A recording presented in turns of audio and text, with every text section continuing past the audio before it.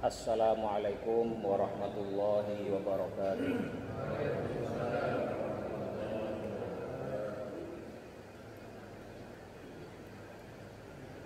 Alhamdulillahil ahadis samad alladzi lam yalid wa lam yulad wa lam yakul lahu kufuwan ahad. Allahumma salli wa sallim wa barik ala nabiyyina Muhammad wa ala alihi wa ashabihi wa man tabi'ahum bi ihsanin ila yaumil ma'ad. Amma ba'd. Fa ya ma'asyiral muslimin yang dirahmati Allah Subhanahu wa taala. Pagi hari ini insyaallah kita akan melanjutkan hadis-hadis tentang pengurusan jenazah dari kitab Bulughul Maram dan juga kitab Nailul Autor. Tapi untuk pagi hari ini insyaallah saya akan fokuskan di Bulughul Maramnya dulu. Pada kesempatan yang sebelumnya kita sudah mengkaji beberapa hadis. Kalau kita lihat dari kitab Bulughul Maram, hadis pertama itu mengingatkan kita untuk memperbanyak mengingatkan tentang kematian. Namun demikian hadis yang berikutnya menjelaskan tentang larangan kita berharap atau menginginkan kematian hanya gara-gara adanya kesulitan hidup atau derita hidup yang dialami. Karena itu adalah implikasi dari ketidakrelaan seseorang atau ketidakterimaan seseorang terhadap qada dan qadar dari Allah Subhanahu wa taala. Kemudian hadis yang ketiga kemarin membahas tentang atau bahwa seorang mukmin itu meninggal dengan ada peluh atau keringat di keningnya. Kita sudah bahas apa maknanya ya. Ada ulama berbeda pendapat, ada yang memaknainya secara tekstual, secara letterlek, bahwa salah satu di antara tanda-tanda husnul khotimah itu adalah ada peluh atau keringat di kening seseorang yang meninggal. Seorang mukmin yang meninggal dalam husnul khotimah itu ada peluh di keningnya. Tapi sebagian ulama yang lain mengatakan bukan itu maksud hadis ini, tetapi maksudnya adalah seorang mukmin itu senantiasa dalam hidupnya dia berjuang, berupaya keras untuk senantiasa mengikuti aturan-aturan Allah, dan itu dikinayahkan atau dikiaskan dengan keluar peluh atau keringat di keningnya. Kemudian hadis yang berikutnya yang keempat kemarin membahas tentang anjuran, perintah agar kita mentalkin, mengajari, membimbing orang yang dalam proses mau meninggal dengan kalimah la ilaha illallah. Dan kita sudah jelaskan aspek-aspek apa saja yang perlu diperhatikan dalam hal itu.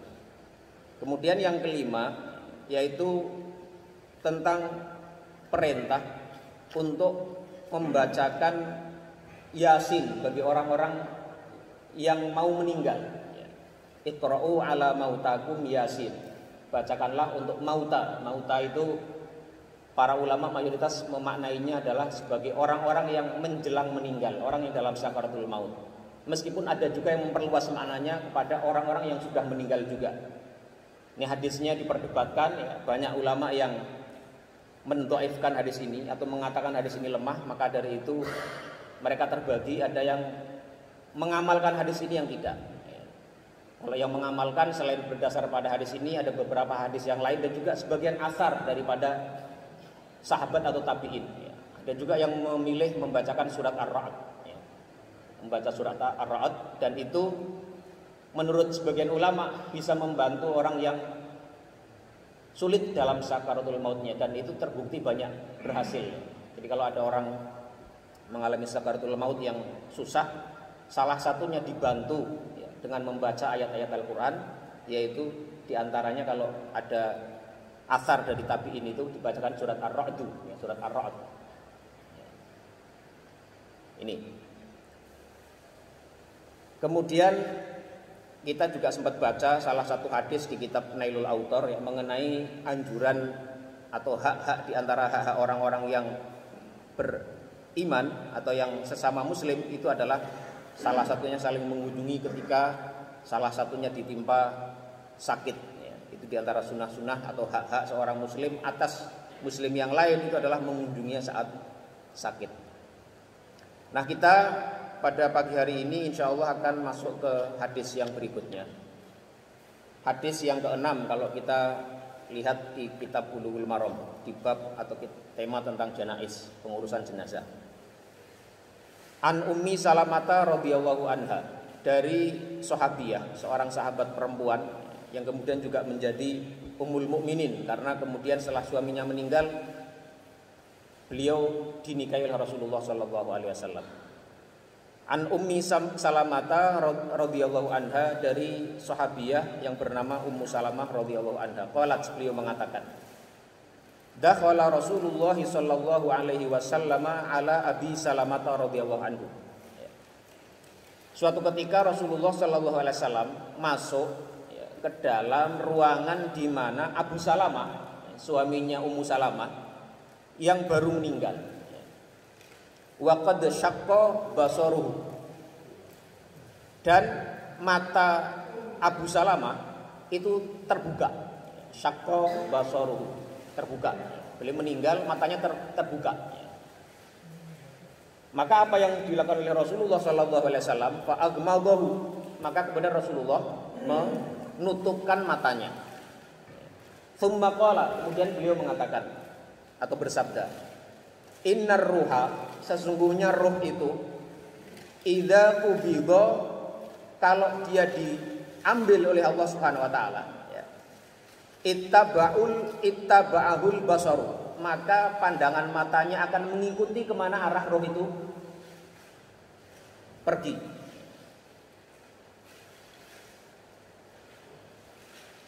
Ini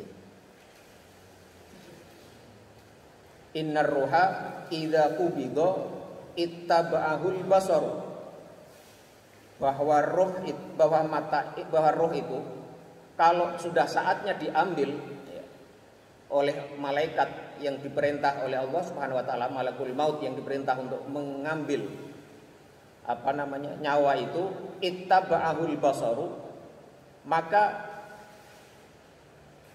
mata itu, pandangan mata akan mengikuti kemana arah roh itu pergi. Fadajja nasun min ahlihi, maka kemudian terjadilah kegaduhan di antara keluarganya Abu Salamah radhiyallahu anhu. Karena apa? Karena Rasulullah di situ menyatakan Abu Salamah sudah benar-benar meninggal.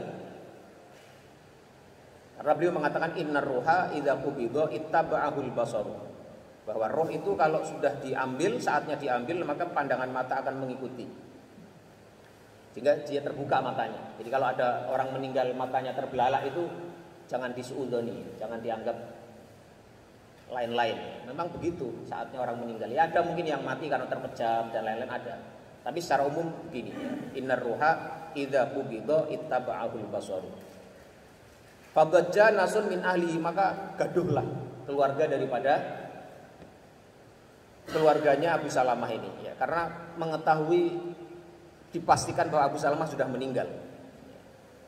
Ada yang berteriak, ada yang meratap, ya. Faqala, maka Rasulullah SAW bersabda, memberikan bimbingan kepada mereka, la tad'u ala anfusikum illa bi khairin, janganlah sekali-kali kalian berdoa atas diri kalian kecuali dengan yang baik-baik saja. Jadi biasanya kalau ada orang meninggal, karena saking kagetnya, saking sedihnya, saking susahnya, saking merasa terkejutnya, itu kadang orang sampai mengatakan sesuatu yang tidak pada tempatnya. Misalnya kadang-kadang, aduh nanti siapa lagi yang akan ngemong anak-anak, siapa lagi akan mencarikan rezeki, nggak ada lagi. Nah, itu seperti itu tidak baik. Jadi la tad'u ala anfusikum illa bi khairin, janganlah kalian berdoa kecuali dengan yang baik-baik. Jangan sampai mengatakan yang buruk-buruk. Sampai tadi, aduh nanti nggak ada lagi yang bisa memelihara membimbing anak-anak, siapa lagi akan memberi, ya itu tuh jangan begitu, ya itu tidak, hal-hal seperti itu jangan sampai terjadi, meskipun betul bahwasanya kematian itu mendatangkan satu rasa sedih, satu rasa kehilangan yang luar biasa. Makanya Rasulullah sendiri ketika salah satu putranya meninggal, Ibrahim, itu beliau menangis ya. Keluar air mata. Tidak masalah itu ya. Keluar air mata itu tidak masalah. Rasulullah mengatakan innal aina latadma'u. Sesungguhnya mata itu mencucurkan mata airnya, meneteskan air matanya. Wa innal qalba la yahzanu. Dan demikian pula hati itu juga bersedih. Walakinnana la naqulu illa ma yurdi rabbana atau illa ma yarda rabbuna. Tapi kami tidak akan mengatakan sesuatu kecuali yang masih di bawah ridha Allah Subhanahu wa taala. Ya sedih boleh, menangis boleh, enggak ada larangan meninggal menangis. Menangisi itu enggak ada larangannya. Yang larangan itu yang ada larangannya adalah niyah, meratapi dengan tadi itu, mengatakan sesuatu yang buruk-buruk, mengatakan sesuatu yang menunjukkan dia tidak terima atas takdir Allah Subhanahu wa taala.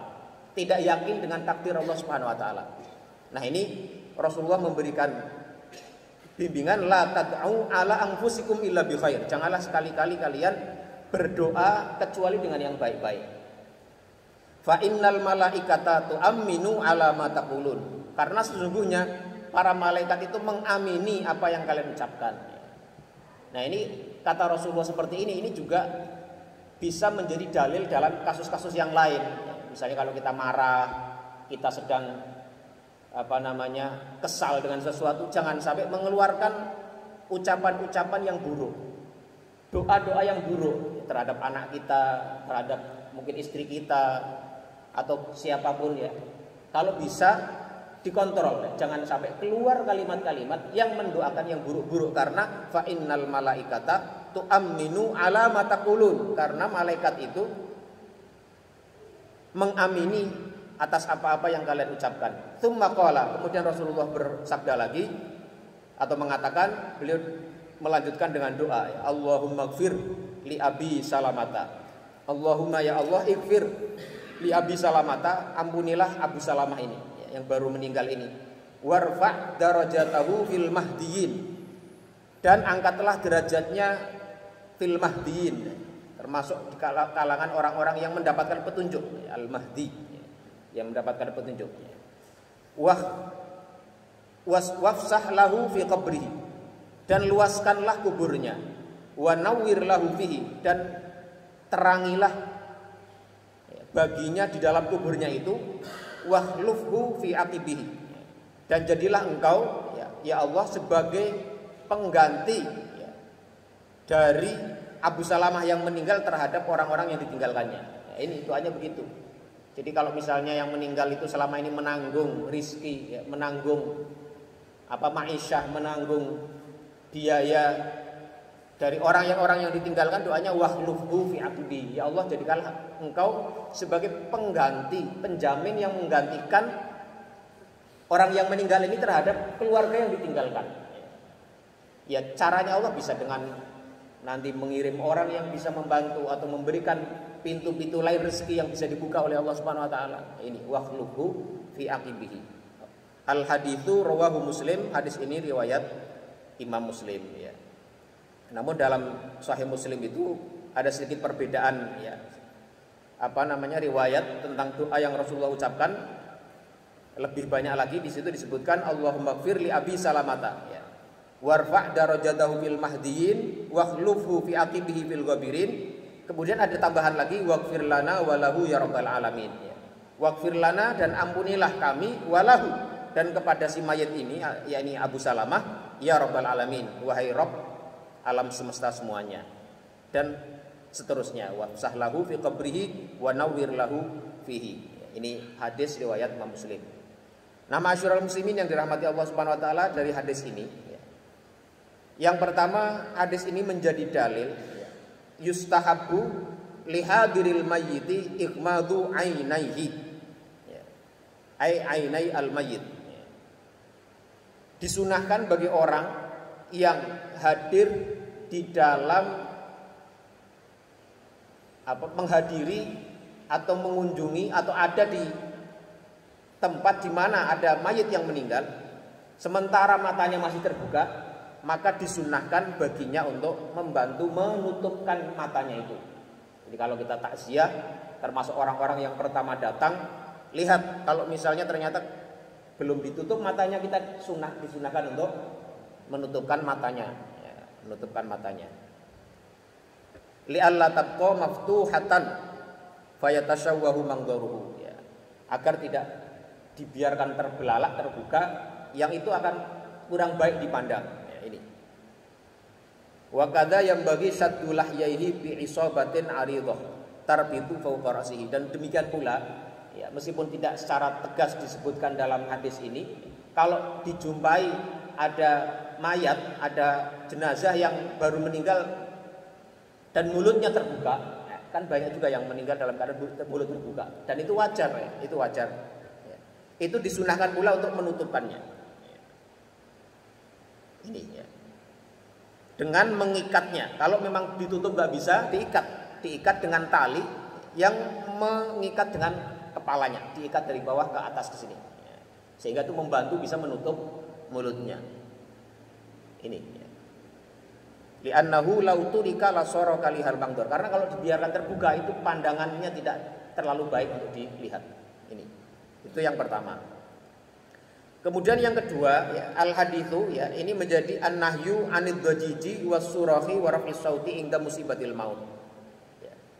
Larangan orang-orang yang ditimpa musibah adanya kematian itu untuk itu tadi, ya, berteriak-teriak atau membuat kegaduhan, menyatakan kalimat-kalimat yang tidak baik. Itu jangan sampai, ya. Sekali lagi, nangis boleh, ya, keluar air mata boleh, bersedih juga boleh, itu manusiawi, dan Rasulullah juga demikian. Tapi jangan sampai, ya, la wala naqulu illa ma yarda rabbuna atau illa ma yurdi rabbana. Janganlah sampai mengatakan kecuali sesuatu yang diridhoi oleh Allah Subhanahu wa taala. Doalah yang baik-baik. Ini. Karena tadi malaikat itu mengamini ucapan yang diucapkan oleh kita. Kemudian yang berikutnya, ya, sunnahnya orang yang mengunjungi atau bertakziah kepada orang yang meninggal itu an yastaghila bidu'ai li nafsihi walil mayyiti birrahmati wal maghfirah. Jadi disunahkan bagi kita untuk ketika kita bertakziah atau datang kepada jenazah yang meninggal, itu kita disunahkan untuk berdoa, ya, mendoakan si mayit, dan juga menambahkan juga dengan doa kepada kita sendiri juga baik, ya. Jadi kalau tadi di riwayat Sahih Muslim yang satunya itu disebutkan Rasulullah juga berdoa waghfir lana walahu, ya Allah ampunilah kami dan ampunilah dia. Jadi di antara salah satu sunnah doa, kalau kita berdoa itu disunahkan memulai dengan yang diri sendiri dulu, baru kepada orang lain. Makanya banyak doa-doa dalam Al-Quran atau yang diajarkan oleh Rasulullah itu memulai dengan doa diri. Jadi kayak tadi waghfir lana walahu, ampunilah kami, kemudian ampunilah dia. Atau misalnya kita mendoakan orang tua kita, semulia-mulianya orang tua kita itu juga Rabbi firli, baru wali walidayya. Rabbana gfir lana, ya Allah ampunilah kami, wali ikhwanina alladzina sabaquna bil iman, dan kepada orang-orang yang telah mendahului kami. Jadi salah satu sunnah doa itu meskipun tidak mesti begitu, ya, itu sunnahnya adalah memulai dengan diri sendiri, ya. Makanya Rasulullah tadi setelah mendoakan Abu Salamah, ya, diberikan rahmat di kuburnya, diluaskan kuburnya, diterangi kuburnya, itu waghfir lana walahu, ampunilah kami dan ampunilah dia juga. Ini, ya. Jadi sekali lagi hadis ini menjadi dalil dianjurkannya orang yang bertakziah, orang yang mengunjungi adanya orang yang meninggal itu mendoakan si mayit, dengan ampunan, dengan rahmat, dilapangkan kuburnya dan seterusnya. Ini, ya. Jadi jangan diam saja. Ya, doanya boleh dikeraskan, ya. Kalau di situ ada keluarganya kita doakan dengan keras, itu nggak masalah. Itu juga nambah penghiburan kepada keluarganya. Kalau ada orang meninggal, datang orang lain di situ, kemudian mendoakan, itu dia pasti akan senang. Itu salah satu bentuk takziah itu seperti itu, ya. Takziah itu artinya menghibur. Azza yu'azzi ta'ziyatan. Itu menghibur orang yang tadi, yang kedatangan ketimpa musibah meninggalnya salah satu dari keluarganya itu. Ya, jadi kita mendoakan dia, mendoakan si mayit, itu sudah memberikan hiburan, sekaligus mendoakan kebaikan untuk mayit itu sendiri ya. Ini. Kemudian hal berikutnya yang diambil simpulkan dari hadis ini itu adalah itsbatu naimil qabri. Ya, menegaskan mengenai adanya nikmat kubur. Jadi sebagian kelompok ya di kalangan umat Islam itu ada yang tidak meyakini adanya nikmat dan azab kubur. Karena mereka berargumentasi masalah ini adalah masalah akidah. Masalah akidah itu tidak bisa diambil hukumnya dari hadis ahad. Hadis itu ada dua kelompok besar ya. Hadis yang diterima sama hadis yang tidak diterima. Hadis makbul sama mardud. Yang makbul itu nanti ada perincian. Ada hadis mutawatir, ada hadis non mutawatir atau hadis ahad. Mutawatir itu adalah hadis yang jalur periwayatannya itu banyak sekali, di atas 10 di masing-masing levelnya. Jadi hadis itu urut-urutannya mulai dari sahabat sampai orang yang mengeluarkan hadis itu dalam kitab-kitabnya itu setiap levelnya itu proses transmisinya itu masing-masing orang di atas 10, sehingga mustahil bagi masing-masing kelompok di masing-masing level itu bersepakat untuk memalsu hadis itu namanya hadis mutawatir. Nah, ada hadis-hadis lain, hadis-hadis ahad. Nah, mayoritas hadis itu yang ada sekarang itu adalah hadis ahad. Nah, hadis ahad nanti dibagi lagi, ada yang sahih, ada yang hasan, ada yang dhaif. Yang sahih itu tersambung sanadnya dan masing-masing orang yang di situ meskipun satu tapi semuanya mereka itu adalah orang-orang yang integrasinya dipercaya. Adil, semuanya adil, semuanya tidak ada yang dicela. Memiliki integritas yang sama sekali tidak ada celaan. Kemudian yang kedua syaratnya adalah mereka adalah dhabit, hafalannya kuat. Itu bersambung. Nah, hadis seperti ini itu hadis ahad.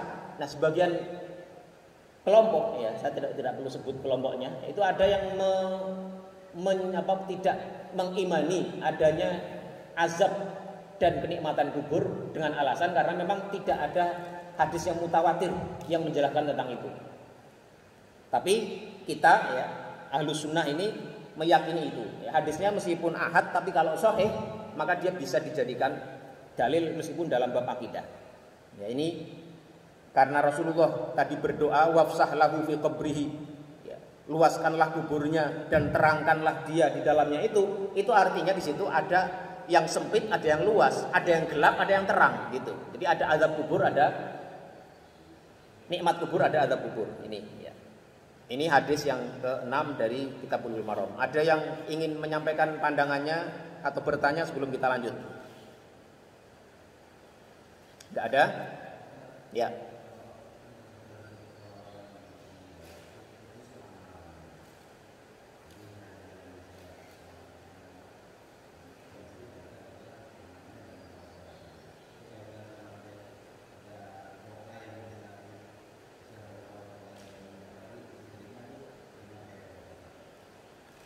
Ya, berbeda antara mendoakan dengan berbagi amal ya. Kalau kan memang hadisnya sahih juga ya. Idza mata ibnu adama in qata'a amaluhu illa min salatin. Ya. Kalau ada anak Adam meninggal kemudian maka amalnya terputus illa min salatin kecuali dari 3 hal ya. Sedekah jariyah, sedekah yang masih mengalir terus ya. Kayak wakaf ya. Kemudian infak yang sifatnya dipakai terus menerus bermanfaat, kemudian ilmun yuntafa'u bihi, ilmu yang bermanfaat, atau waladun sholihun yad'ulah ya, itu masih mengalir terus. Kemudian para ulama ada juga yang menggunakan 3 hal ini kemudian mengambil kesimpulan memperluas cakupannya dengan metode ini jadi diambil rincian kemudian diambil satu kesimpulan, dari kesimpulan itu kemudian diturunkan lagi kepada cabang-cabang yang sama maknanya dengan itu ya. Nah, bagaimana dengan mendoakan? Kalau mendoakan itu jelas termasuk bagian dari sesuatu yang sangat disyariatkan. Makanya contohnya dalam Al-Quran itu ketika Al-Quran memuji kalangan Ansor, itu salah satu ciri orang Ansor itu adalah mereka berdoa Rabbana tadi.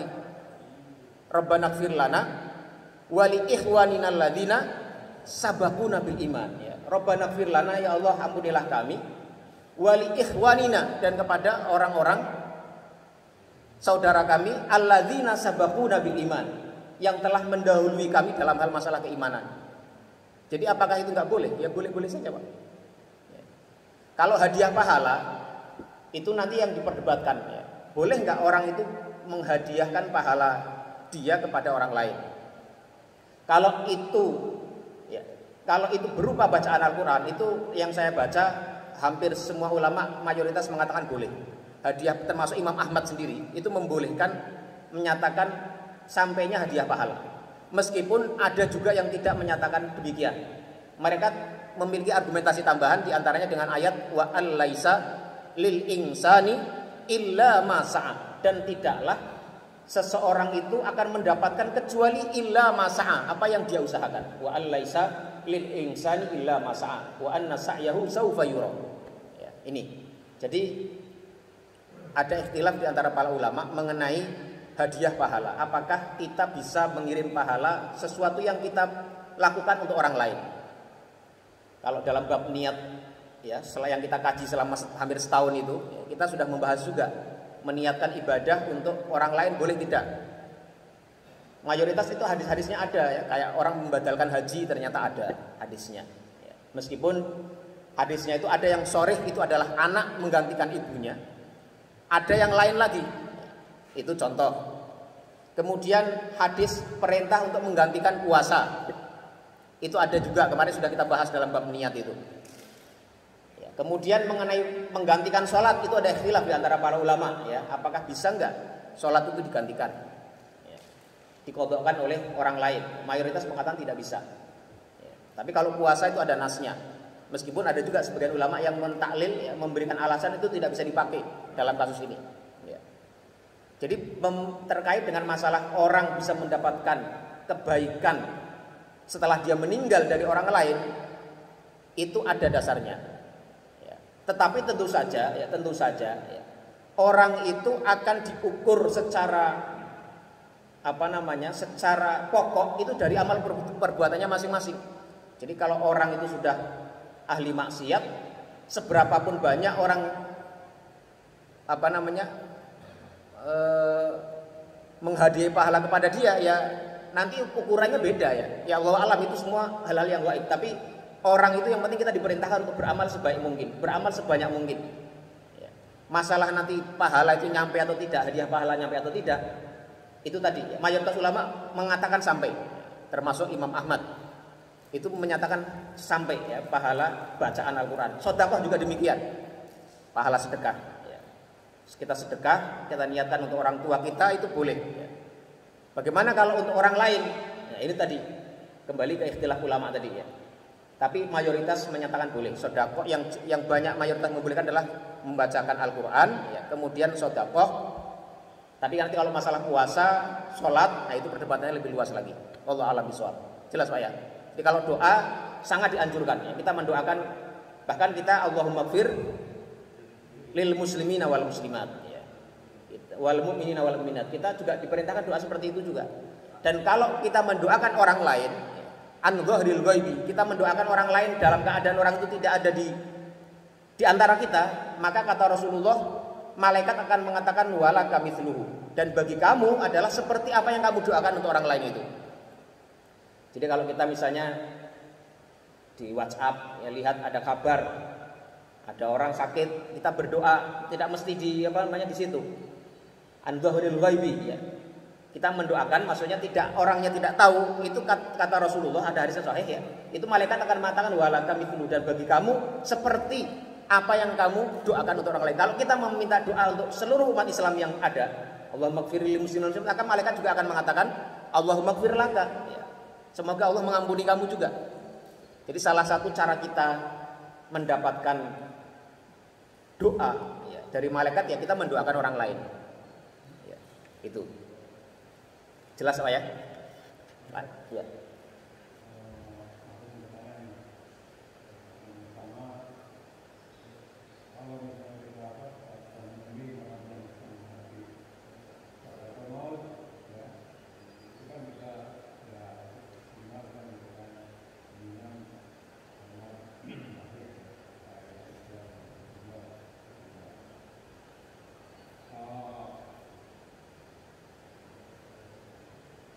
Kalau misalnya dianggap terlalu panjang kan namanya ya, itu kan panjang lain yang panjang. Ya apakah kita mungkin bisa cukup dengan menyebut Allah yang pertama ya. Kemudian yang kedua, pada saat kita mungkin dari keluarganya itu kan biasanya kan mendampingi keluarga yang sedang menghadapi sakaratul maut. Nah itu mungkin mereka dari minggunya mereka bilang apa kalau diterjemahkan itu mereka haus minta minum.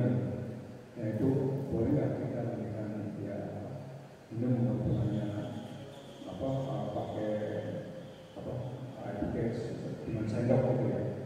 Itu artinya kan bahwa orang yang sedang menghadapi sakaratul itu kan artinya mengalami satu ya katakan dehidrasi atau perasaan haus gitu ya, yang sangat luar biasa kan. Itu punya berikan masih. Assalamualaikum. Ya, yang pertama terkait dengan menuntun atau mentalkin mayit dengan la ilaha illallah. Itu kalau kita lihat riwayat-riwayat yang ada, memang perintahnya la ilaha illallah. Karena itu adalah ekspresi dari tauhid, ya. Bahwa kita adalah menegaskan tidak ada Tuhan selain Allah, dan itu adalah pokok akidah dan keimanan kita. Dan Rasulullah juga bersabda di hadis lain, barang siapa yang kalimat terakhirnya itu adalah la ilaha illallah dakhalal jannah, maka dia dipastikan akan masuk surga. Jadi bagaimana kalau dengan kalimat Allah ya? Kalimat Allah itu ya wallahu a'lam bishawab. Saya tidak tahu ya. Tapi hadisnya begitu, Pak. Jadi kita perintahnya kalau bisa ya bimbing dengan la ilaha illallah. Ya. Tapi meskipun demikian, para ulama memberikan bimbingan, membimbingkan arahan bahwasanya kalau kita membimbing la ilaha illallah pun itu jangan terlalu sering, jangan terlalu ngotot juga ya. Pelan-pelan ya, sehingga si orang yang menjelang mati itu tidak terganggu malah ya. Jadi malah dia lantas bisa mengucapkan kalimat-kalimat yang buruk karena dia ulah ilaha illallah. Sampai malah dia malah marah mungkin. Karena dia merasa terganggu ya, karena dia saat itu adalah orang yang sedang merasakan situasi yang paling berat dalam hidupnya. Ya, maka dari itu dibimbing dengan pelan ya. Sekarang itu la ilaha, itu tidak harus dia mengucapkan ya. Kalau misalnya mungkin saja dia tidak mampu mengucapkan, ya, diperdengarkan la ilaha illallah, sehingga itu akan mempengaruhi dalam dalam bawah sadar dia dengar itu la ilaha illallah. Oh, dia mengingat itu la ilaha illallah. Meskipun dia tidak mampu misalnya entah karena sudah fase-fase di mana mulutnya sudah bisa lagi menggerakkan bibirnya, dia terdengar itu la ilaha illallah gitu ya. Jadi itu hatinya akan mengikut, mudah-mudahan begitu, tidak terganggu dengan yang lain-lain. Itu yang pertama ya. Ya saya sendiri menganjurkan ikuti sajalah itu ya. Kalau bisa la ilaha illallah ya. Kalau enggak diperdengarkan minimal la ilaha illallah gitu ya. Nanti sejenak lagi bimbing lagi la ilaha illallah, la ilaha illallah gitu ya. Pelan-pelan ya. Jangan terlalu keras juga, jangan terlalu memaksa gitu, pelan-pelan itu ya.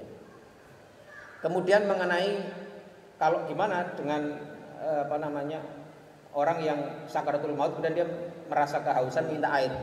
Kalau kita baca hadis yang kemarin itu yang sudah sempat kita singgung itu, Rasulullah ketika sakaratul maut itu juga mengalami rasa sakit yang luar biasa juga. Sudah kita bahas kemarin ya, dan bagaimana Ibnu Hajar mengomentari hadis itu. Itu Rasulullah juga meminta air, tapi bukan untuk diminum. Rasulullah minta air kemudian mencelupkan tangannya ke air itu. Jadi artinya orang mau meninggal itu bisa saja seperti itu. Ya kalau minta air ya dikasih saja. Toh itu juga bukan satu hal yang terlarang. Jadi apa salahnya dikasih air? Jadi ya dikasih saja. Atau dia minta apa misalnya? Minta kertas mau bikin wasiat umpamanya. Ya kasih saja. Ya jadi begitu Pak ya, jelas Pak ya. Jadi kalau minta air, minta minum, atau minta diambilin air, minta dikompres, minta dipijetin, ya lakukan saja.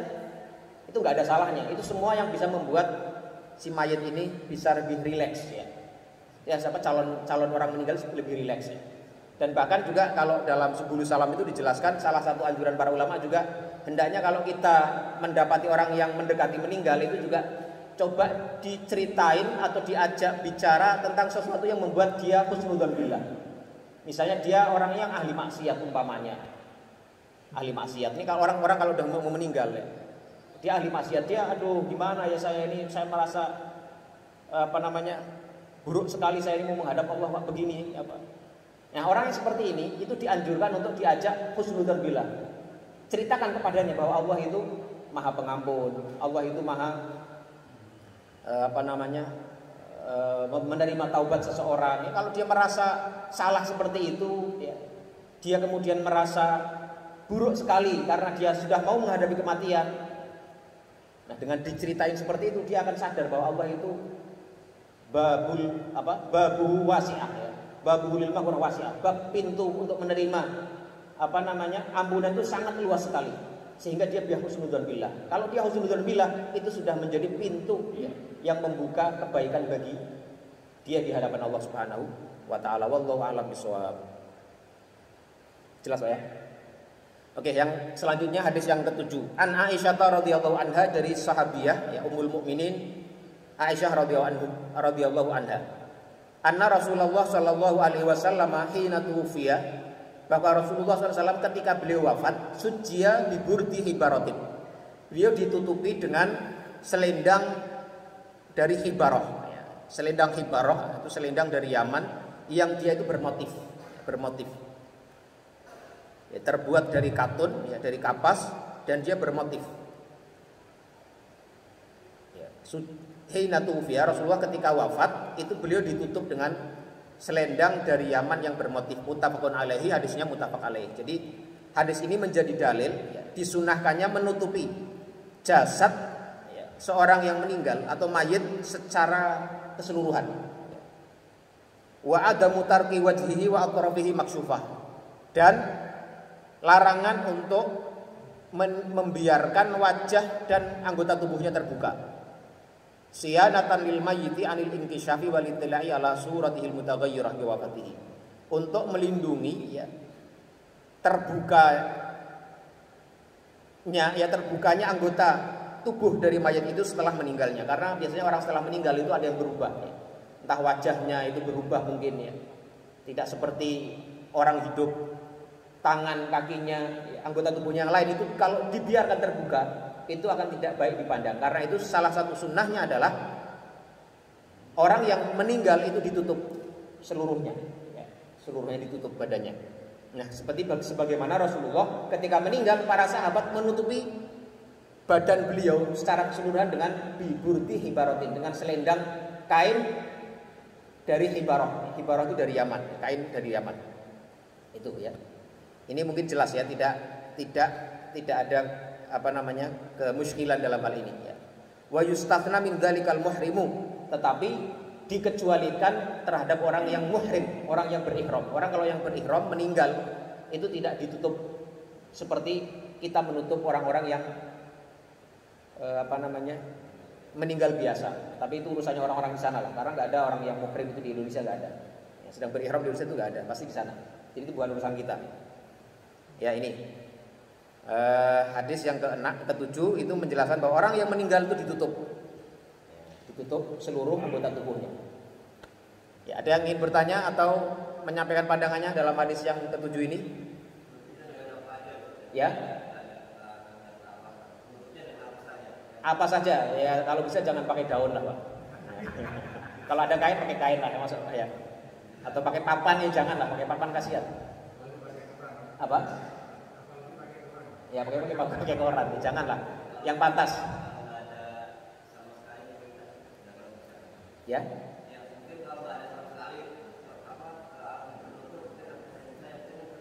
Iya, yang penting ditutupi ya. Pakai sarung nggak apa-apa, yang penting pantas ya, yang penting pantas. Ya. Kebiasaan kalau kajian hampir saya ini sama saya itu pengen lihat badannya boleh kayak gitu. Jadi kan harus ditutup, ya, jadi kalau kita itu termasuk orang yang kenal baik atau kerabat dari yang meninggal, itu ada contohnya ya. yaitu Rasulullah SAW ketika wafat. Nah ini hadis yang ke-8 saya bacain sekalian sebelum kita bahas masalah pertanyaan Pak Rosidi ya. An Aisyah radhiyallahu anha, dari Aisyah juga radhiyallahu anha ya. Anna Abu Bakrin As-Siddiq radhiyallahu anhu, bahwasanya Abu Bakar As-Siddiq qabbalan nabiyya sallallahu alaihi wasallam ba'da mautihi. Beliau mencium ya, Nabi Muhammad sallallahu alaihi wasallam setelah meninggalnya, rawahul Bukhari. Jadi ya, tadi kan hadis yang ke-7 itu menjelaskan bahwa Rasulullah itu ketika meninggal ditutup semua anggota tubuh beliau. Tetapi Abu Bakar radhiyallahu anhu kemudian datang dan mencium wajah beliau. Itu artinya beliau membuka wajah beliau. Nah, mengenai membuka wajah ini yang saya baca dari penjelasan para ulama ya. Memang tidak ada dalil khusus yang menyatakan boleh atau tidak boleh. Tapi kalau melihat apa yang dilakukan oleh Abu Bakar As-Siddiq radhiyallahu anhu, itu beliau membuka kemudian mencium wajah Rasulullah sallallahu alaihi wasallam. Itu artinya boleh membuka bagi orang-orang yang ada keperluan. Misalnya untuk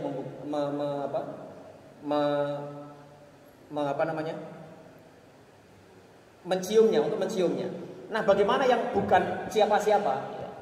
Ini kita lihat ya. Kalau saya pribadi cenderung kalau kita tidak ada keperluan, tidak usah dibuka, Pak. Karena apa? Kita nggak tahu mayit ini menampakkan yang buruk atau yang baik. Kan kita nggak tahu. Kalau kita sebelumnya mendengar misalnya, oh si fulan itu meninggal wajahnya tersenyum, wajahnya cerah putih misalnya. Itu kita kalau mau membuka dan ingin kalau kita mau, itu kan hal yang baik ya, itu boleh. Tapi sekali lagi ya, jangan sampai gara-gara kita itu membuka kemudian ada tanda-tanda yang tidak baik. Yang kita nggak tahu juga itu apakah bagian dari yang normal. Mayit itu tadi ya, meninggal itu kan satu situasi yang sangat luar biasa dahsyatnya, yang orang bisa saja menampakkan wajah yang mungkin buruk pun bisa terjadi, dan itu belum tentu tanda-tanda su'ul khotimah, belum tentu. Nah, karena itu khawatirnya ternyata kita buka wajah mayit terus ada hal yang buruk, kemudian kita justru menjadi suudzon pada mayit itu menjadi hal yang buruk, Pak. Makanya kalau saya pribadi ya, dari penjelasan para ulama yang saya baca itu memang tidak ada anjuran ataupun larangan mengenai hal itu, tetapi itu tadi, selama kita tidak ada keperluan, kita tidak tahu ada apa dengan mayit itu, ngapain membuka gitu? Untuk apa coba? Tujuannya apa? Ya. Kalau dia itu menampakkan kebaikan ya alhamdulillah, itu kita bisa husnudzon akhirnya, berharap Allah memberikan kebaikan kepada dia, meskipun itu belum tentu juga. Banyak juga orang-orang yang kafir itu meninggal wajahnya biasa aja, seperti orang tidur, banyak juga. Itu belum tentu tanda husnul khotimah juga. Jadi sekali lagi hal seperti itu, dan itu tidak ada dalil yang mengatakan bahwa orang kalau mati tersenyum dia adalah.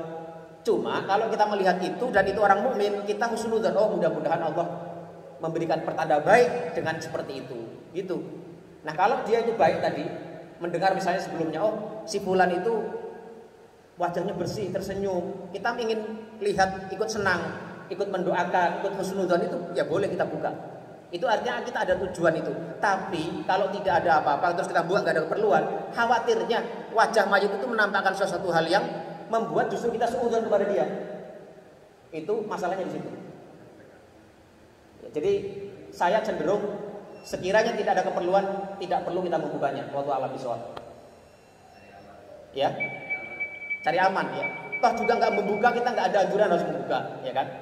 Kita nggak berkurang pahala kita takziah tanpa membukanya. Sementara itu tadi, kalau ternyata kita buka ada tanda-tanda di situ yang buruk ya, nanti kita malah suudzon, malah menambah dosa buat kita. Wallahu a'lam bishawab. Ya.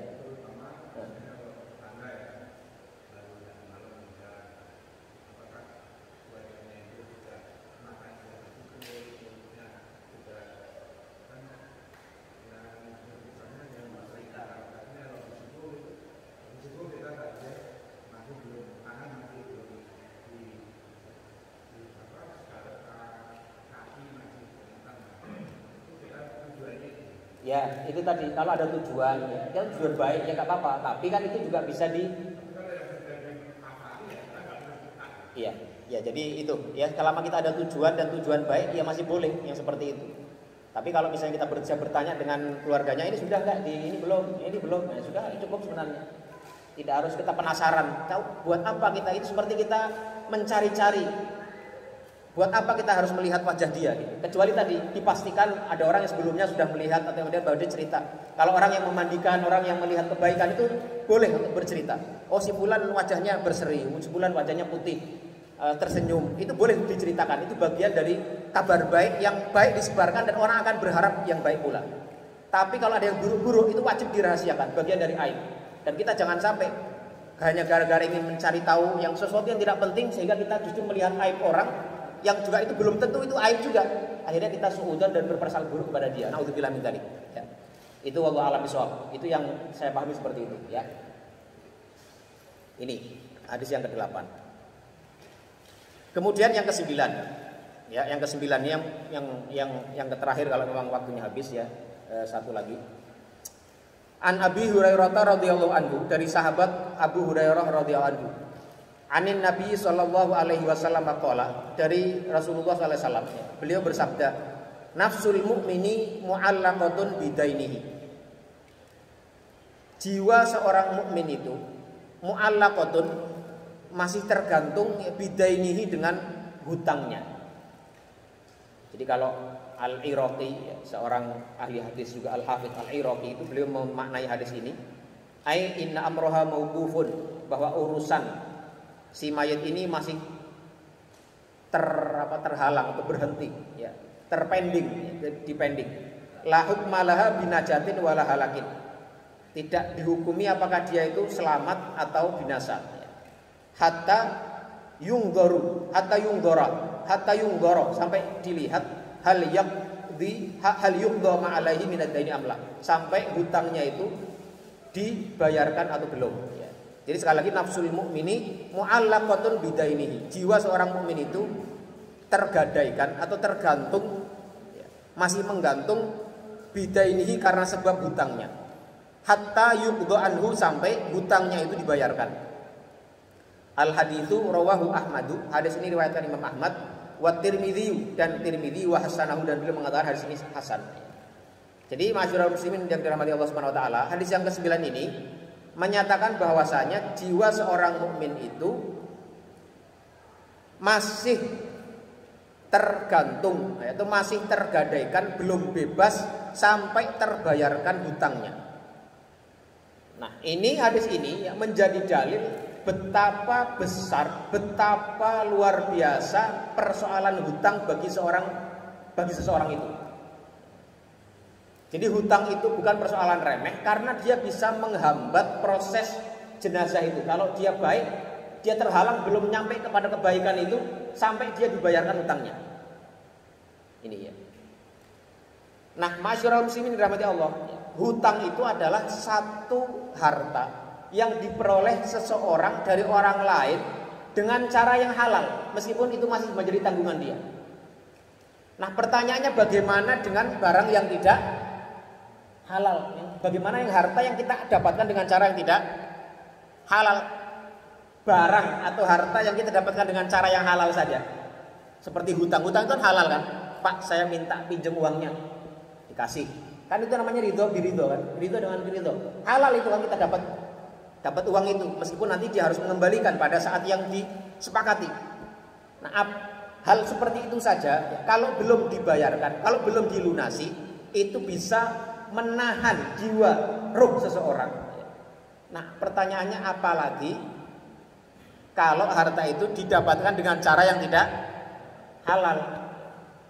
Ini ya. Jadi sekali lagi hadis ini menjadi dalil betapa pentingnya urusan hutang ya. Makanya kalau kita punya hutang itu sebaiknya segera dilunasi. Apalagi kalau di rekening kita ada uang, kok kita punya hutang, itu kebangetan ya. Makanya Rasulullah dalam hadis yang lain itu menyatakan matlul ghani zulmun. Matlul ghani, orang yang kaya, maksudnya berkecukupan, ada uang, terus dia menunda-nunda membayar hutang itu, zulmun, itu adalah bentuk daripada kezaliman. Jadi urusan hutang ini hati-hati ya. Meskipun kita halal mendapatkannya, ridho biridho, atas kerelaan, atas dasar kerelaan, tapi kalau sampai kita meninggal dan hutang itu belum dibayar, maka itu bisa menghalangi seseorang mendapatkan apa yang semestinya dia dapatkan. Dalam hadis lain itu diriwayatkan pula ya. Ini hadis dari Abdullah bin Amr bin Al-As. Anna Rasulullah sallallahu alaihi wasallam qala, bahwa Rasulullah SAW bersabda, yughfaru lisyahidi. Seorang yang gugur mati syahid ya, itu diampuni dosanya ya. Yughfaru lisyahidi kullu dzambin. Semua dosa orang yang mati syahid itu akan diampuni oleh Allah Subhanahu wa taala. Illa daina, kecuali hutang. Ini ya. Atau dalam riwayat lain ya, ini ada dalam Sahih Muslim ya. Al-qatlu fi sabilillahi yukaffiru kulla syai'in illa daina. Bahwasanya berperang di jalan Allah Subhanahu wa taala ya, berjihad di jalan Allah Subhanahu wa taala itu yukaffiru kulla syai'in illa daina, bisa menggugurkan segala dosa illa daina, kecuali tanggungan hutang. Ini jadi jihad fisabilillah itu kemuliaannya luar biasa. Kalau orang yang gugur jihad fisabilillah itu semua dosanya diampuni. Tetapi illa daina, kecuali hutang. Hutang itu tidak terampuni secara serta-merta sampai dia dilunasi. Ini sekali lagi menunjukkan betapa besarnya urusan hutang ini. Ini ya. Ini juga ada riwayat lain ya, dalam Sahih Bukhari dan Muslim juga ya, bahwasanya suatu ketika ada seorang yang meninggal ya. Dan orang ini kemudian orang ini diketahui memiliki hutang. Maka Rasulullah SAW bertanya ya, kepada para sahabat, hal taraka lidainihi min qada'in, apakah orang ini meninggalkan harta yang bisa untuk melunasi hutangnya itu? Fa in hudditsa annahu taraka wafa'an shalla alaihi. Kalau dia itu diketahui ya, atau dikabarkan meninggalkan harta untuk membayar hutangnya itu, maka Rasulullah akan menyolatkannya. Wa illa qala shallu ala sahibikum. Adapun kalau orang ini tidak meninggalkan uang atau meninggalkan harta yang memang diniatkan untuk membayarkan itu, Rasulullah tidak menyolati dan beliau menyuruh sahabatnya menyolatinya. Shallu ala sahibikum, udah kalian solati sahabat kalian ini. Ini. Jadi maksudnya adalah di sini orang yang punya hutang tetap disolati, tapi ya, Rasulullah tidak mengimami sholat itu dengan tujuan untuk memberikan teguran, memberikan peringatan agar orang yang seperti itu jangan dicontoh, bahwa hutang itu ya harus dibayar segera. Jadi orang yang punya hutang bukan berarti tidak boleh disolati. Rasulullah menyuruh sahabat untuk menyolatinya. Ya, tapi Rasulullah tidak menyolati sebagai bentuk teguran, sebagai bentuk warning bahwa orang yang seperti itu keliru. Gitu ya. Jadi sekali lagi ini ya, hadis-hadis tadi ini ya, menunjukkan betapa betapa pentingnya urusan hutang. Juga hadis ini dalilun ala wujubil mubadarati bi qada'i dainil mayit. Hadis ini juga menjadi dalil wajibnya bersegera dalam membayar hutangnya mayit. Wa takhlisu dhimmatihi minhu, dan membebaskan tanggungannya. Ya, baik itu tanggungan yang bersifat adami, hukukul adami, dan juga hutang kepada Allah Subhanahu wa taala. Ada nazar misalnya yang belum disampaikan. Makanya kalau di tradisi Betawi ya, ini tradisi Betawi ya, itu kalau mau sholat jenazah yang saya pernah sekali hadir itu ditanya dulu ya, beras, disiapin beras ya kalau nggak salah ya. Ada beras yang kayak dijadikan sebagai kafarohnya itu, udah dulu, disiapin dulu sebelum jenazahnya disolati. Nah ini ada asalnya, meskipun mungkin itu tradisi, tapi ada asalnya. Adalah asalnya bahwasanya memang seluruh tanggungan mayit kalau bisa itu dibayarkan sebelum sebelum disolati. Termasuk tadi hadis di mana Rasulullah bertanya dulu kepada para sahabat, ini mayit ini gimana utangnya? Gitu. Dibayarkan atau tidak? Sudah dibayar atau tidak? Ya, jadi kalau di kita itu tradisinya kan sebelum mayit disolati ditanya dulu kan keluarganya. Kalau ada ada hutang silakan hubungi keluarga. Seharusnya kalau bisa itu sebelumnya. Sebelum itu ya sudah diberesin dulu kalau tahu. Ya, jadi sebelum mayit itu disolati, itu kalau dia tahu mayit ini ada hutang, Misalnya meninggal, ternyata didapati dalam catatan si mayit ini mencatat, saya punya hutang kepada si fulan 1 juta, kepada sono ke toko bangunan itu 2 juta, ke toko itu 1 juta misalnya. Kalau tahu itu, maka keluarganya harusnya segera, jangan tunggu-tunggu. Jangan, kasihan mayitnya, jangan tunggu sampai dia nanti seminggu, 2 minggu. Harusnya dibayar sebelum kita di jenazah diberesin, sebelum disolatin dan kemudian dimakamkan. Kenapa? Hutang ke bank, kredit ya. Gimana ya? Tapi intinya gini, intinya adalah sesuatu yang bisa dibayar segera, bayarlah segera. Yang enggak ya sudah kan. Idza amartukum bisyai'in fa'tu minhu mastata'tum. Kalau aku perintahkan kalian terhadap satu hal, maka kerjakanlah semampu kalian. Ya, jadi semaksimal yang bisa kalian jangkau. Kalau itu bisa dibayar besok, ya bayar besok. Misalnya nih, ada mayat meninggal malam hari, dia akan disolati nanti, ya jam 8 itu sholatnya udah, tapi dikuburkannya nanti siang. Misalnya menunggu keluarga. Nah siang itu selama itu ada proses, ada jeda, ada keluarganya yang bisa membayarkan itu, ya bayarkan dulu. Tapi kalau enggak ya enggak apa-apa, namanya juga enggak bisa apa boleh buat kan. Idza amartum bisyai'in fa'tu minhu mastata'tum. Kalau aku perintahkan kalian kepada satu hal, maka kerjakanlah semampu kalian. Kalau enggak mampu ya sudah, apa boleh buat kan gitu. Ya ini. Wa dhahiru anna hadza mahmulun alaman lahu malun yuqda min udainuhu. Hadis ini ya menjadi dipahami bahwasanya itu adalah keharusan yang harus dilakukan terhadap mayit yang punya harta atau ada keluarga yang bisa membayarkannya, ahli waris yang bisa membayarkannya. Wa amma man la mala lahu wa ma ta'aziman 'alal qada'i. Adapun orang yang memang tidak punya uang, ya, tidak punya harta miskin, wa ma ta'aziman 'alal qada'i, dan dia mati tapi dia punya azm, punya tekad untuk membayarnya, faqad warada ma yadullu ala anna Allah taala yaqdi anhu. Ada hadis yang menunjukkan bahwasanya Allah lah yang membayarkannya. Wa huwa ma rawa Abu Hurairah radhiyallahu anhu ani Nabi sallallahu alaihi wasallam qala man akhadha amwalan nasi yuridu adaaha adallahu anhu. Barang siapa yang mengambil atau mendapatkan harta dari manusia dan dia menginginkan atau berniat berazam untuk membayarnya, melunasinya, adallahu anhu, maka Allah akan melunasinya. Ya, wa man akhadha yuridu itlafaha atlafahullah. Dan barang siapa yang mengambilnya dengan niat untuk berbuat itlaf, ya, merusak atau mengambil dengan cara yang tidak baik, atlafahullah, maka Allah akan merusakkannya. Ini hadis dalam Sahih Bukhari. Ya, wallahu taala alam. Ya, silakan kalau ada yang ingin menyampaikan pandangan atau pertanyaan sebelum kita tutup. Ya, silakan.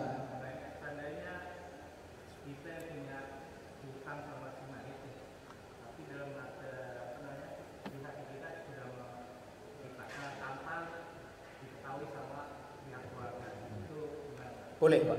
Hukumnya boleh. Ya, boleh. Ya. Tidak harus, karena kita menggugurkan hak kita kepada orang itu nggak ada ijab kabul, nggak harus ada ijab kabul. Jadi begitu kita niatkan, saya kayak kita memberikan maaf orang, Pak. Ada kemarin ada orang mencaci saya umpama. Ya udah saya maafkan, itu nggak perlu saya bilang dia sudah saya maafkan kamu belum, nggak harus begitu. Sama dengan hutang pun begitu. Ada hutang kepada kita gitu kan, terus kita udah saya ikhlaskan saja, saya sedekahkan kepada dia, itu nggak apa-apa juga. Itu nggak harus, karena menggugurkan kewajiban orang lain atas kita itu tidak harus ada ijab kabul, yang harus ada ijab dan dia harus menerima. Oh saya kan nggak ada orang saya ini ya saya maafkan, oh nggak mau, jangan maafkan saya, kan nggak ada. Atau saya bayar saya lunas udah hutang kamu saya anggap lunas, mana ada orang oh jangan ini apa. Kan nggak begitu. Ya. Kalaupun begitu itu tetap lunas gitu ya, karena dia yang ditanggung itu sudah dinyatakan tidak tertanggung lagi gitu. Ya, jadi sekali lagi masalah hak orang lain terhadap kita. Ya, kalau kita mau maafkan, mau kita lunaskan, mau kita bebaskan itu tidak harus memberitahu orang tersebut. Iya, karena kita sudah maafkan, Pak. Iya, karena kita sudah maafkan dia. Ya kan sudah meninggal tadi kan? Ya? Kalau belum meninggal begini. Jadi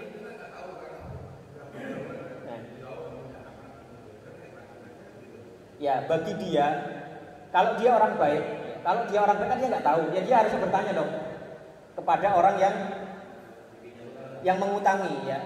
Utang saya di mana? Saya belum bisa bayar nih karena saya belum ada rezeki. Bla bla bla. Itu bagian dari rasa tanggung jawab dia. Tapi kalau sampai meninggal dia tidak begitu ya akan gugur tetap karena dia sudah maafkan, Pak. Cuma dia salah umpama dia tidak membayarkan karena tadi matlul ghani zulmun tadi. Dia menunda-nunda membayar. Padahal dia mampu, dia dosa. Bisa dipahami ya? Karena matlul ghani zulmun, orang yang menunda-nunda membayar hutang sementara dia punya kemampuan, dia berkecukupan, itu adalah salah satu bentuk kezaliman. Itu kezaliman. Dia dosanya di situ menunda-nundanya. Tapi kalau ternyata nanti dia meninggal terus orang yang dihutangi menjadi sumber hutangnya dia itu memaafkan, ya dia diampuni dari sisi hutangnya itu menjadi bebas. Tapi dia berdosa dalam hal menunda pembayarannya karena itu adalah bentuk kezaliman. Bisa dipahami bedanya apa? Ya, jelas ya. Ya, ada yang lain? Ya.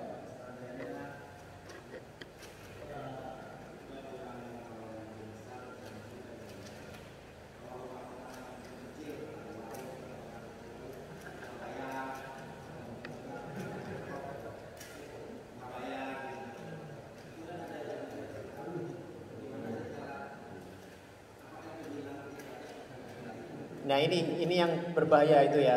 Makanya ini dari hadis tadi, hutang ya, harta yang kita ambil dengan rela saja itu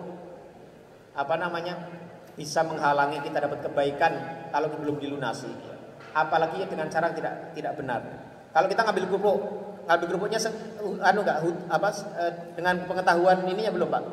Pengetahuan penjualnya. Ya makanya hati-hati dengan hutang itu ya. Jangan sampai kita mudah hutang kalau kita ada uang. Ya segera, makanya gini ya.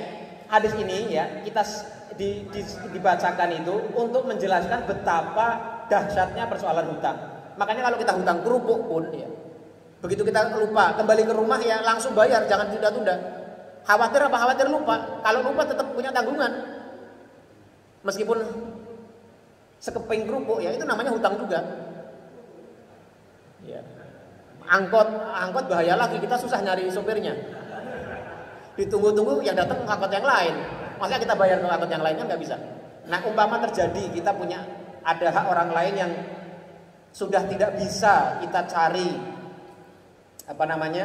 orangnya. Ya ini yang para ulama kemudian beristihad. Ini kan nggak ada dalil khususnya ya. Gimana kalau misalnya saya hutang pada seorang dulu, misalnya waktu sekolah di mana gitu, sekolahnya di luar kota, punya teman saya hutang, lupa nggak bayar, sekarang temannya udah nggak ada, itu gimana saya bayarnya?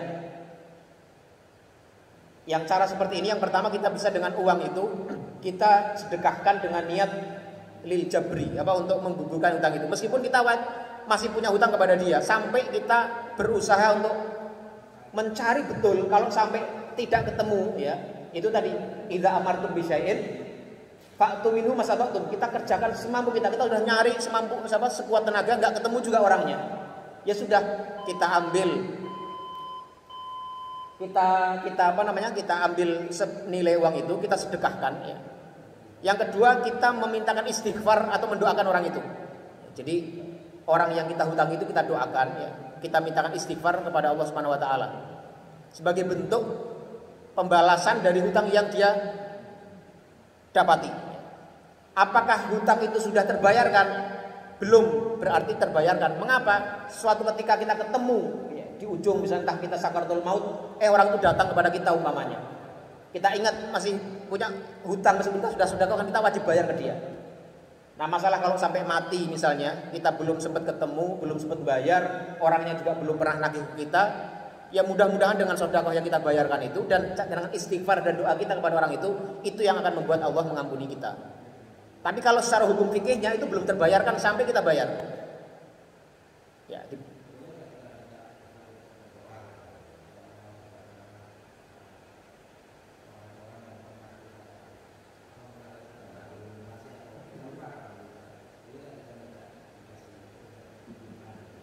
Ya boleh sekali. Boleh aja, Pak. Baik, itu baik dan itu baik, tidak masalah. Dan makanya di antara doa yang sering dibaca orang itu kan kalau istighfar itu kan Allahumma gfirli walil muslimin wal muslimat, itu ada sambungannya wali ashabil huquqi alayya, dan kepada orang-orang yang memiliki hak atas aku. Ya. Tapi sekali lagi, selama kita bisa bayar harus bayar, Pak, karena itu tidak bisa lunas dengan doa. Kok enak banget kalau bisa lunas dengan doa. Saya utang Pak Ansori nanti ambil air 10 kali saya doain Pak Ansori. Hah? Biar lunas kan nggak begitu kan? Ya nggak begitu. Makanya tetap apa? Iya. Nah.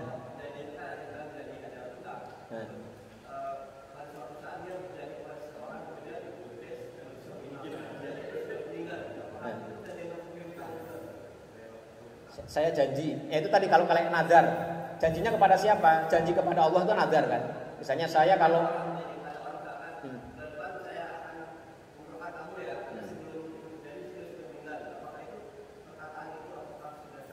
ya hutang itu Pak, maksudnya hutang. Itu kalau orang yang orang yang dijanjiin itu masih ada, dia berhak menagih ke ahli warisnya. Nah masalahnya nanti adalah pembuktian, ya, pembuktian apakah harusnya memang kan kayak hutang itu harus dicatat kan. Perintah Allah itu, idza tadayantu bidainin faktubuh kan. Kalau kalian ada hutang piutang harus ditulis. Karena itu tadi takutnya ada orang juga yang ngaku-ngaku, Pak. Ya kan? Apa? Iya, kalau itu bagian dari hutang harusnya dicatat, harusnya. Itu untuk mengurangi potensi adanya sengketa. Misalnya nih ada orang meninggal, tiba-tiba saya datang, Pak, itu almarhum dihutang kepada saya 2 juta kemarin atau minggu lalu, nggak ada buktinya, keluarganya ragu-ragu, apa iya si mayat sama saya kelihatannya nggak deket, masa utang ke saya, apa iya benar nggak? Nah itu kan seperti itu kan bisa menjadikan sengketa. Makanya hal-hal seperti itu harus dicatat. Kalau kita ada orang hutang kepada kita, misalnya ayo di WhatsApp aja, paling nggak ada screenshotnya misalnya gitu kan, itu bisa menjadi salah satu cara kita membuktikan seseorang itu ada sangkut paut dengan kita atau tidak. Sama hutang misalnya, janji tadi. Ya, kalau orang yang dijanjiin, kalau dia merasa itu penting buat dia dan harus dilunasi, ya minta untuk dicatat. Karena kalau nanti sengketa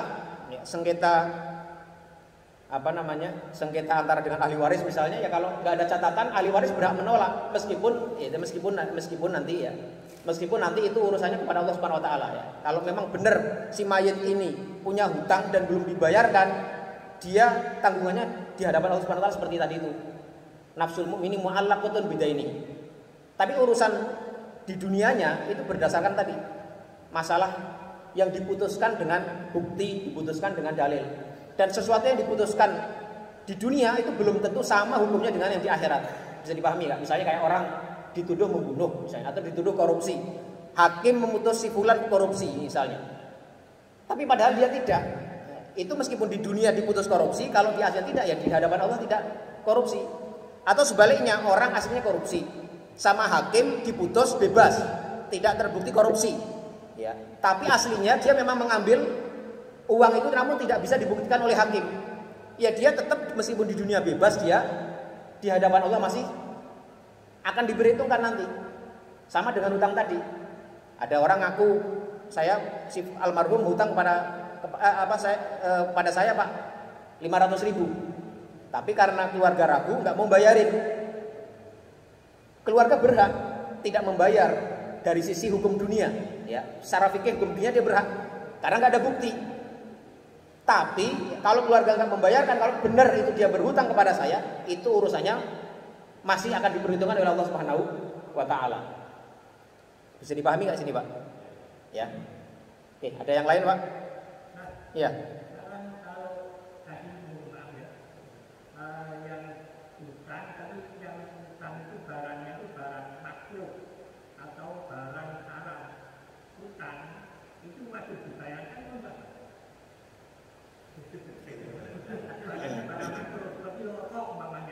Rokok.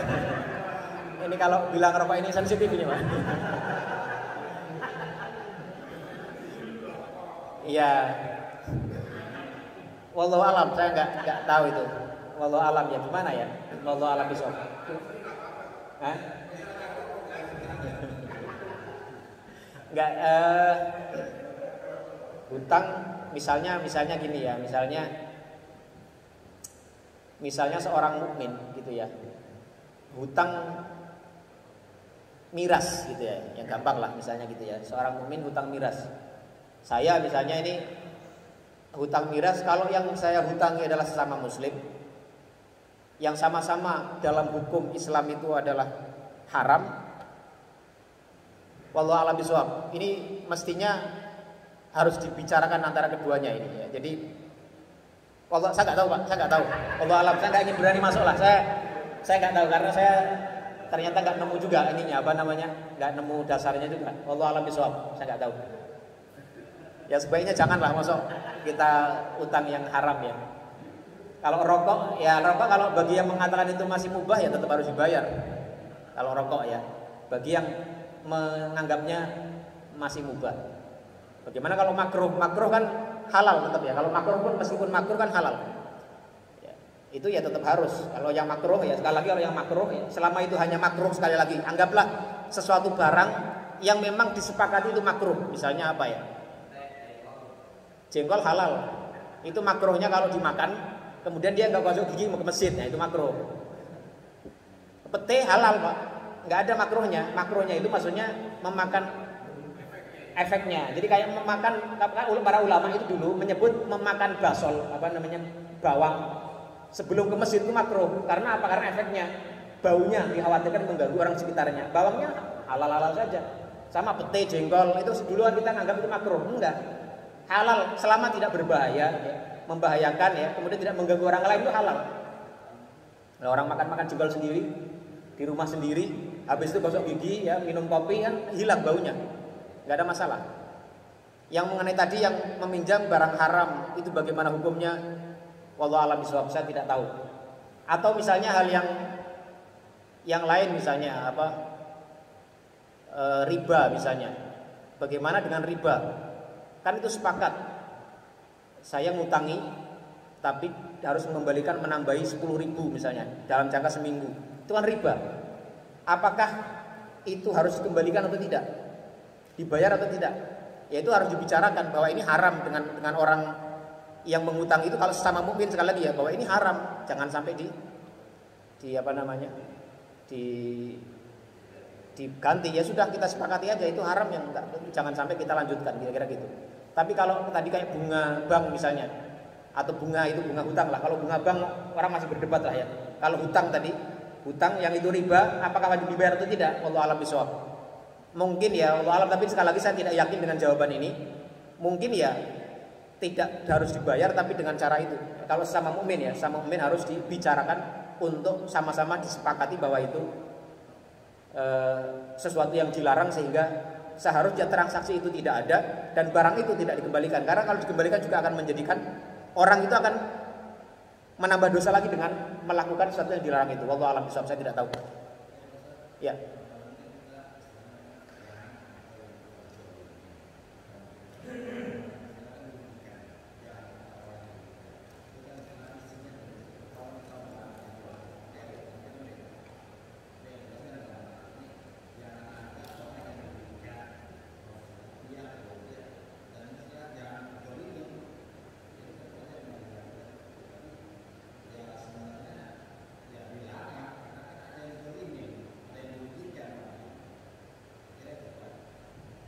Iya, ya itu tadi kalau sesama mukmin itu tadi, kalau saya cenderung ya, meskipun saya tidak yakin betul ya dengan jawaban ini, itu dibicarakan saja ya, bahwa ini haram.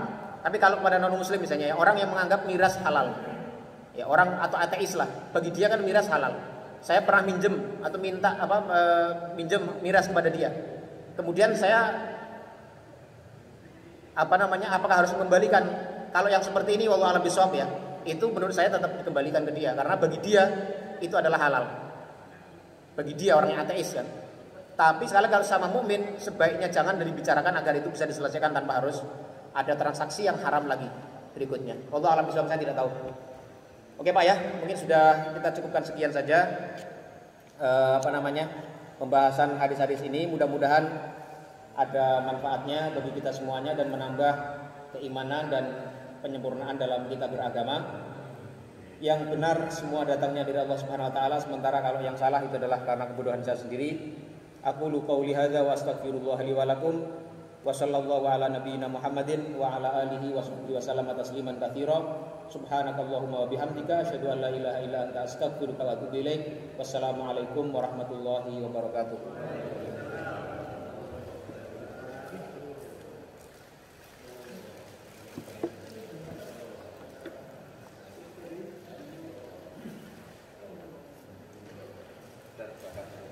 Alhamdulillah.